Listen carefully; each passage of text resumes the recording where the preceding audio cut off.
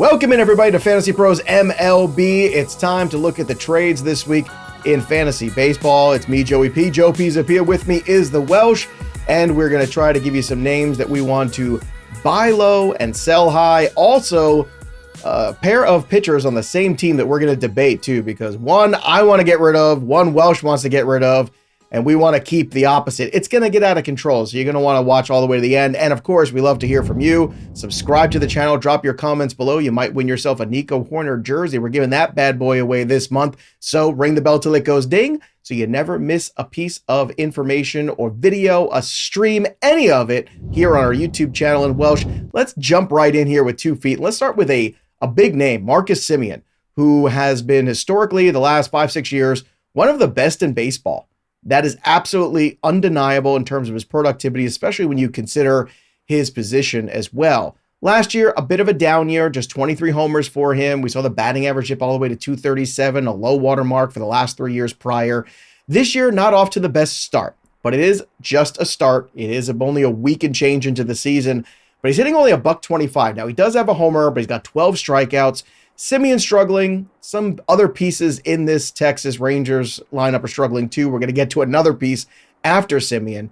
But to me, I'm going to buy the track record of Semien as a player right now that maybe people were some fading a little bit going into draft season. I was not, but the slow start certainly opens a window of trade opportunity. What are your thoughts on Marcus Semien? I definitely was not either. He was a prime target for me because he was coming at a cheaper cost because the batting average finally ticked down.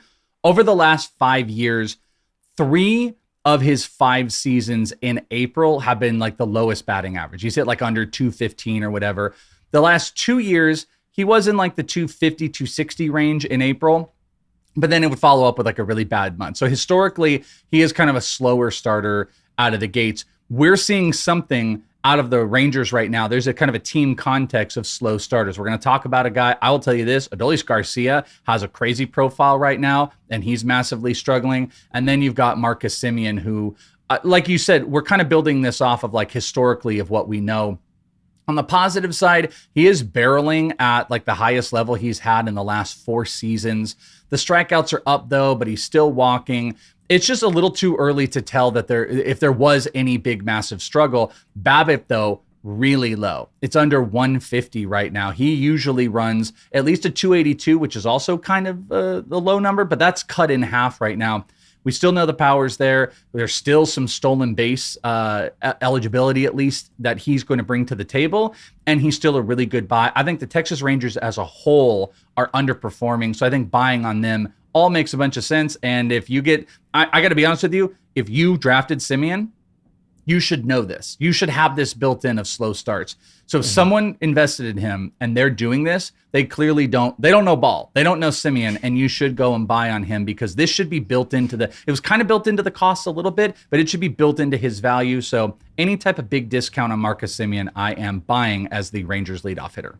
The only guy with a lower batting average on that team is Jake Burger, the next guy on our list who qualifies at first base and third base in most leagues. He's got 2 homers, 6 RBI, but 9 strikeouts, just 1 walk, and hitting a 105 mark right now. That is ridiculous. That's going to come back around. I don't know if it's just adapting to the new circumstances, just a bad week, just happens to be up front. But whatever it is, I look at Jake Burger as a guy with 25 to 30 home run upside. I still look at him that way. If your roster needs some power, to me, he is a great cheap buy low for power right now. That's my approach to Burger. I'm sure you could throw if you have a surplus of relief pitchers, maybe a low end closer someone's way to get Jake Burger. Maybe if you have an outfielder you don't believe in, you could swap him and bring in a Jake Burger to your roster. But this seems like a nice opportunity for Burger to be acquired by somebody too, because look, we all know the power's for real. It's just been a really rough start here with the contact. Yeah, this was my pick. Starting this list, you would put Semien on. I agree. I wanted Jake Burger on this list. All those things above. I mean, if you look at the profile, double-digit barrel right now. It's the lowest of his career, but you know it's within like 2%. Average EV is in target and on target. Max EV, it's there. He's getting the ball in the air like a 12-degree launch angle. He's actually striking out less than he's ever done in his career. He's not walking a bunch. What's the biggest key? He has, I think it's number 1 or number 2, lowest BABIP in all of baseball. So if you want to, play BABIP as a luck factor, he is right now the unluckiest hitter. And then the underlying profile is screaming everything that he always is. Hard hit, barrel, he's striking out less. Like, that's the one thing. So I think things are going to readjust in his favor. One of my favorite buys right now, and I'll even turn it when you were talking about who could you like trade for, blah, blah, blah. I think you could probably get one of those like cool streamers right now, like a Jackson Jobe if you want. I think if he has a good start, you could probably move a streamy type of pitcher for a Burger if someone is really panicking. I think he is creating panic because we know Semien starts out the gates hot, but we need a Burger to hit 250 and 35 homers. I think he'll get there. I'm a buy on Jake Burger. Yeah, maybe a Hayden Wisniewski too, somebody like that. Yeah, maybe. Too. Get off to a good start there. He's going to have a rotation spot now that Arrighetti is going to be missing significant time with that broken thumb.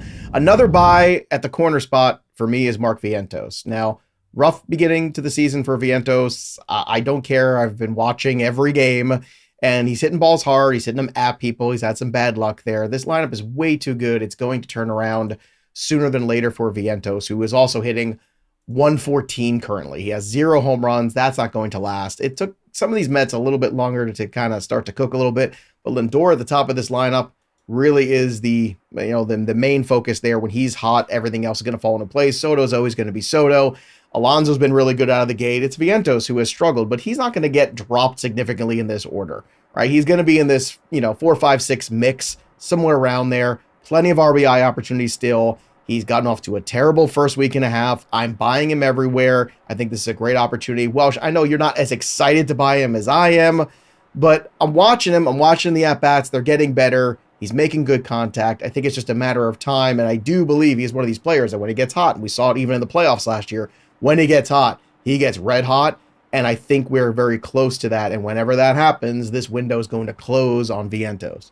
Yeah, and I applaud you for it. Like, you're playing a lot of eye test, and we all, it doesn't matter who you are, you're going to get more hyper focused in certain areas. Maybe you bet on guys a lot or your own fantasy teams, and then you missed here or there. So like, for me, I'm going to look a little bit more at like what the profile is looking like for Vientos.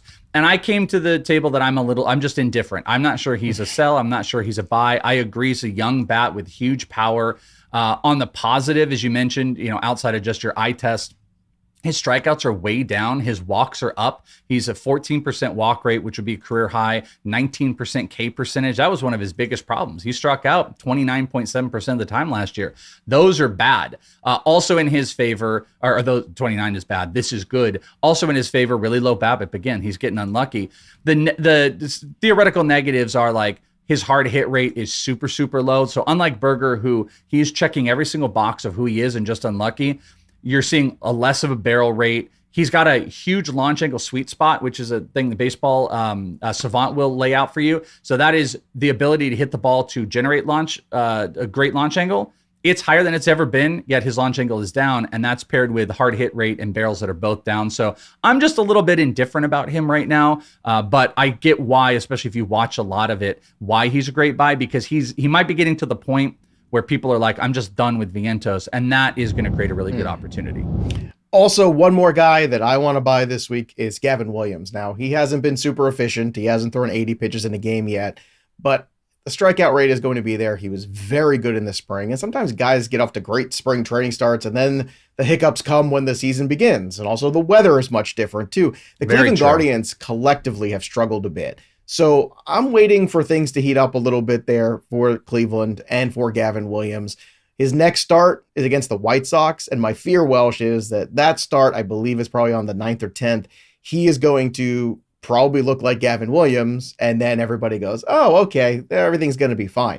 I want to get in there and strike while the iron's hot with this guy. I know it hasn't been great, but my God, I don't think that all the best analysts in baseball, we talked to Nick Pollock, Eno Saris, Lance, everybody was talking about Gavin Williams. And I don't think all of those great pitching minds are wrong. So to me, this is the perfect scenario to get him on your roster. Your thoughts on acquiring Gavin Williams this week? Yeah, I think it's a pretty good one. He really weird. He threw 6 different pitches registered last year. He's still throwing only 3 this year. It's also the sweeper. The sweeper has come up. It's a new version. He threw his slider harder last year. The sweeper is getting phenomenal strikeout rates. His fastball is up by a full mile per hour. His curve isn't doing much. Maybe you'd like to see the changeup come back, but we'll see how that keeps going. Probably a good buy because I think everyone was like, hey, we're in on Gavin Williams. it's been a little bit slow. So I'm not sure that he's going to come at a super high cost, but I'm still in. I'm a little bit above just like average, or indifference. I think this would be a guy I would try to go buy on the low right now, but I do want to see a few more starts to know, is this going to be like elite, or is this just going to be like an average good starting pitcher to hold at the back end of your rotation? All right, with the guys that we're trading for, we got to trade some guys away. And I want to start with two outfielders here. Cedric Mullins hitting over 300. That has not been the case. He's been a 230 guy the last 2 years. He's got power, he's got some speed, but you never know what happens with that Baltimore lineup. Things might get compressed there with some of the other players coming through. I'm just not buying this hot start of Cedric Mullins with the batting average especially. And the other one is Wilyer Abreu of the Boston Red Sox. Abreu's gotten off to a terrific start here, but another guy who could be eventually on the outside looking in. It could be Rafaela, it could be Abreu. We don't know yet, but he's also gotten off to a very good start. Kind of just a good minor league player, not great. Mullins, Abreu, who is off the island for you first? I would probably, and this might surprise, I think it would be Cedric Mullins. I really like Wilyer Abreu right now. He is a destroyer of the strong side platoon. He's got a almost 60% hard hit rate, 18% barrel. He's walking more than he's striking out. I think people would be like, oh, hey, he's overperforming. We should sell him. But what is he going to get you? I mean, arguably, what are either of these guys going to get you at the end of the day? But I think Wilyer is locking in that playing time. I love the venue there. You're going to continue to move him up. Maybe if he's a true platoon player and he's only against righties, it kind of drops his value a tiny bit. But right now, his bat looks absolutely explosive. And to Cedric Mullins' credit, you see a lot of the stuff up. Historically, over the last couple of years, I mean, he's 50 points higher than he is. I just don't buy that he's going to be this big monster performer, but he does have the stolen base side to him. I think as you're getting healthy, you're getting the other Orioles higher in the lineup, and Mullins gets pushed down. But he's off to a great hot start. I'm more of a buyer because I actually think you could trade Mullins right now for more than you would Wilyer, because people are like, Roman Anthony's coming. What about Rafaela? What about Masataka Yoshida? I think Wilyer Abreu is solidifying himself in that lineup, and even if he's strong side platoon, he can put up some big numbers like he is right now. All right, two more guys to talk about, pitchers, both on the same team as the Arizona Diamondbacks. I am selling Corbin Burnes. If you look at the ERA, it is not pretty right now. We're talking about an ERA that is just completely 5.79, untenable. The xERA 5.39, the FIP at 6.39. The xFIP is at 5.19, so he's not been good in these first two starts. Maybe he's pressing a little bit, but also this is a player last year, did fade a little bit down the second half. You saw that second half ERA balloon to the mid to high threes. Like, that's still good, but that's not great. That's not ace level stuff. And Corbin Burnes is still ace in most people's minds, and he's not pitching like that right now. That worries me. Plus, he's also been a guy throwing 190 innings 3 years in a row. Maybe that wear and tear is starting to wear on him a little bit. And then for you, it's Zac Gallen. Talk to me about why Gallen is a guy that you might want to get off your island. Well, and it's funny because I'm not a seller, I don't think, of Corbin Burnes right now, because I don't think there's any high to sell or anything like that. The ERA, the velo is down there. I think there's some worrisome signs with Burnes, but I do think, the changes overall of who is he as a pitcher over the last couple of years, I think they're going to level out. I'm probably more of a buyer on Corbin Burnes because as a high elite pitcher with this type of worry, the cost is going to go down. I'm concerned about Zac Gallen. Gallen had a horrible start in his first, then he was incredible, 13 strikeouts, and he was back down to that version I didn't like, where he couldn't throw his fastball in the zone. He's then trying to go to more changeup, which also doesn't hit in the zone. That last start, 30% zone percentage, and then he stopped using his knuckle curve. My problem is I think Gallen is going to be inconsistent. Great start over here, bad start over here. It is all built around the fastball, and I think that is ultimately a problem. I want to get out from Gallen, I think, off of a really good start, and I want to buy Corbin Burnes before he starts to get going. So even though I think there's more warning signs on Burnes, I will maybe stupidly ignore them and try to buy low on him, and I want out from Gallen, and you are just kind of on the opposite end there. So we'll see which Diamondback pitcher ends up, being the best, or they'll both stink, and it'll all be about, Ryan Nelson.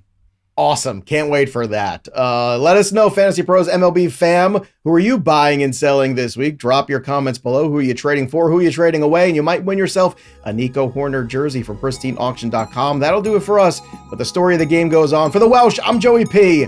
We'll see you next time, kids. Happy trading.